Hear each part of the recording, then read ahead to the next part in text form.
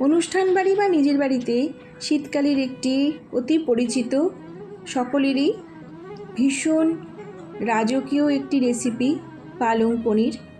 আজ আমি আপনাদের কাছে সেটাই শেয়ার করব। বন্ধুরা, আপনারা সবাই অনেকেই এই পালং পনির করে থাকেন। আমি আমার মতো করে কিভাবে করেছি সেটাই আজ আপনাদের কাছে শেয়ার করব। নমস্কার বন্ধুরা, সুদীপার রকমারি চ্যানেলে আপনাদের সবাইকে স্বাগত। আজ আমি আপনাদের কাছে করে দেখাবো পালং পনির।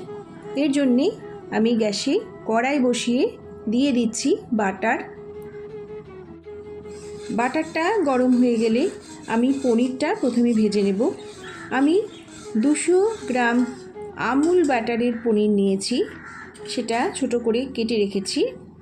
এবার পনিরটা আমি ভেজে নিচ্ছি বাটারে। দিয়ে দিলাম পনিরগুলো আমি ভেজে নেব। বেশি ভাজার দরকার নেই, হালকা করে ভাজলেই হবে। পনিরগুলো আমার ভাজা হয়ে গেছে, এর থেকে বেশি আর ভাজবো না। এবার পাশে গ্যাসে আমি গরম জল বসিয়ে নিয়েছি। গরম জলের মধ্যে অল্প লবণ দিয়ে পনিরটা আমি কিছুক্ষণের জন্য ডুবিয়ে রেখে দেব। এবার কিছু উপকরণ আমি নিয়েছি। এখানে নিয়েছি আদা, দেখুন এতখানি পরিমাণ আদা নিয়েছি কাঁচা লঙ্কা 5-6টা, কিশমিশ নিয়েছি এতটা, নিয়েছি কাজু বাদাম আর মগজ, এই পরিমাণটাই আমি নিয়েছি। আর নিয়েছি পোস্ত, চা চামচের 2 চামচ পোস্ত। আর একটা টমেটো নিয়েছি, এটা আমি সেদ্ধ করে খোসা ছাড়িয়ে মিক্সিতে বেটে নেব। সমস্ত উপকরণ আমার বাটা হয়ে গেছে। আমি প্রথমে দেখাই আপনাদের, আমি এই রেসিপিটির যেটি মূল উপকরণ পালং শাক, 4 আটি পালং শাক আমি প্রেসারে সেদ্ধ করে তারপর বেটে নিয়েছি। আর কাজু বাদাম কিশমিশটা একসাথে বেটেছি, আর আদা কাঁচা লঙ্কাটা বেটেছি, আর পোস্ত মগজটা একসাথে বেটেছি। টমেটোটাও সেদ্ধ করে খোসা ছাড়িয়ে বেটে নিয়েছি। সব উপকরণ আমার রেডি করা হয়ে গেছে। ফোড়নের জন্য আমি এখানে নিয়েছি 3টে এলাচ, মুখটা ছাড়িয়ে নিয়েছি, একটা শুকনো লঙ্কা, অল্প কটা দারচিনি টুকরো, জয়িত্রী আর লবঙ্গ। কড়াই বসিয়ে দিলাম। এবার দিয়ে দেব বাটার, পরিমাণ মতো বাটার দিলাম। আর দেব আমি এখানে এবার সাদা তেল। বাটার আর সাদা তেলেই আমি রান্নাটা করব। বাটার আর তেলটা গরম হয়ে গেছে। এবার প্রথমে আমি দিয়ে দিলাম শুকনো লঙ্কা। শুকনো লঙ্কাটা ভাজা হয়ে গেছে, দিয়ে দিলাম বাকি ফোড়নের মশলাগুলো। ফোড়নের মশলাগুলো ভাজা গন্ধ বেরোলে এবারে আমি দিয়ে দেব প্রথমে যে আদা আর কাঁচা লঙ্কাটা আমি বেটে রেখেছি, সেই আদা কাঁচা লঙ্কা বাটা। আদা কাঁচা লঙ্কা বাটা দিয়ে ভালো করে আমি এখন কষে নেব, আদার গন্ধটা যাতে চলে যায়। আদা কাঁচা লঙ্কার বাটাটা আমার কষানো হয়ে গেছে। এবারে দিয়ে দিচ্ছি এখানে আমি চা চামচের 1/2 চামচ কাশ্মীরি লঙ্কার গুঁড়ো। কাশ্মীরি লাল লঙ্কার গুঁড়োটা যদি আপনাদের আপত্তি থাকে স্কিপ করে যাবেন। দিয়ে দিলাম 1 চামচ জিরের গুঁড়ো, দেব 1 চামচ ধনের গুঁড়ো। সব মশলা ভালো করে কষে নিচ্ছি, খুব ভালো করে কষে নেব যতক্ষণ না পর্যন্ত তেল ছেড়ে আসে।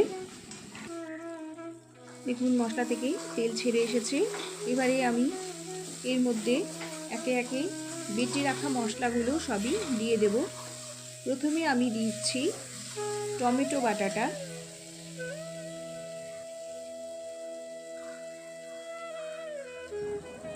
টমেটো বাটাটা দিয়ে দিলাম।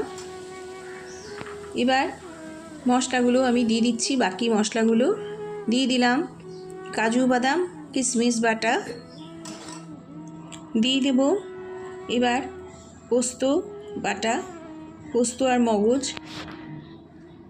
পোস্ত মগজ বাটাটাও দিয়ে দিলাম। সব বাটাগুলোই আমার দেওয়া হয়ে গেছে। এবার খুব ভালো করে এবার কষে নিচ্ছি। মিক্সি ধুয়ে রাখা জলটাও আমি দিয়ে দিলাম। সব বাটাগুলোর মিক্সি ধোয়া জলটা দিয়ে দিয়েছি। এবার আমি ভালো করে কষে নিচ্ছি। খুব বেশি কষানোর দরকার নেই, যেহেতু বাদাম বাটাগুলো আছে, পোস্ত বাটা, বাদাম বাটা এসব দিয়ে খুব বেশি কষাতে হয় না। মোটামুটি একটু কষানো হয়ে গেছে। এবার আমি পালং শাকের পেস্টটা দিয়ে দিলাম। পালং শাকের পেস্টটা দিয়ে এবার ভালো করে মিশিয়ে নেব। ভালো করে মিশিয়ে নেওয়া হয়ে গেছে। এবারে আমি দিয়ে দিচ্ছি পনিরগুলো দেওয়া হয়ে গেছে। পনিরগুলো পালং শাকের সাথে ভালো করে মিশিয়ে আমি একটু সময়ের জন্যে ফুটিয়ে নেব, যাতে পালং শাকটা পনিরের মধ্যে ঢুকে যায়। সেই জন্যে একটু সময় আমি ফুটিয়ে নেব। খুব বেশি সময় ফোটানোর দরকার নেই, 2-3 মিনিটের মতো সময় আমি ফুটিয়ে নেব। তার জন্যে আমি গ্যাসের আঁচটা কমিয়ে একটি ঢাকনা দিয়ে ঢেকে দিলাম। 3 মিনিট বাদে ফিরে এলাম। দেখুন অনেকটাই টেনে এসেছে, পনিরগুলো সাথে পালং শাক সম্পূর্ণ মিশে গেছে। এবার আমি আর টানানোর প্রয়োজন নেই। এবার আমি দিয়ে দেব অল্প একটু চিনি, একটু চিনি আমি দিয়ে দিলাম। অল্প একটু চিনি এই রান্নাতে দিলে স্বাদ হবে। দিয়ে দিলাম। আপনাদের আপত্তি থাকলে চিনিটা স্কিপ করে যাবেন। এই পর্যায়ে আমি গ্যাসটা অফ করে দেব, দিয়ে নামিয়ে নেব। একটি পাত্রে আমি নিয়ে নিচ্ছি। দেখুন কি সুন্দর দেখতে হয়েছে আর দুর্দান্ত খেতে। এইভাবে শীতের সময় পালং শাক দিয়ে পনির নিরামিষভাবে আপনারা করে খেয়ে দেখতে পারেন। নিরামিষ দিনে আপনারা এরমভাবে যদি একবার করে খেয়ে দেখেন, বাচ্চা থেকে বড় সবারই কিন্তু প্রচণ্ড পছন্দ হবে, এটা আমি বলতে পারি। অবশ্যই এইভাবে করে খেয়ে দেখবেন। আমার রেসিপির সাথে এতক্ষণ ধরে যারা জুড়ে রয়েছেন তাদের জন্যে আমার অসংখ্য ধন্যবাদ, ভালোবাসা, শুভকামনা। আমার নতুন বন্ধু, পুরনো বন্ধু সকলের জন্যে রইল আমার অনেক শুভকামনা। সবাই ভালো থাকবেন, সুস্থ থাকবেন। আমি আবার একটি নতুন রেসিপি নিয়ে আপনাদের সামনে চলে আসব। নমস্কার।